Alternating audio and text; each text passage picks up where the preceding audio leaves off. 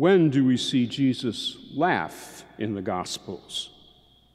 Probably there were many moments in his some 30 years that the Lord laughed, sharing with others the funny situations and absurdities of life, particularly the foibles of some of his disciples.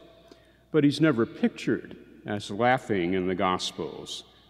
However, he is shown weeping more than once. He caught sight of the glittering towers and domes of the great city of Jerusalem, and his eyes filled with tears. Could he have known what would be Jerusalem's fate through its long and often violent history? Like all of us, his life was circumscribed by time and space, but it's not science fiction for us to assume that he had a measure of insight into the terrible things human beings are capable of doing to one another.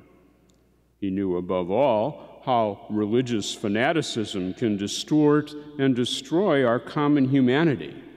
He himself would be a victim of that. In the first reading, the passage from 2 Maccabees, there's a glimpse of what was to come after in all too many cities and towns. Demands for religious conformity, whether to the innovations demanded by the Greeks or the traditions of the covenant of old, were met with violence.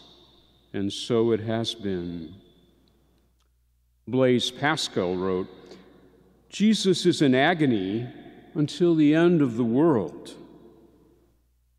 And even as we gather for this Eucharist, Jesus still weeps over Jerusalem and over every other city in the world. But our faith assures us that the violence to which human beings seem natural heirs will finally be transcended and overcome by the love poured out like tears in the eternal self-giving of Jesus, our Savior.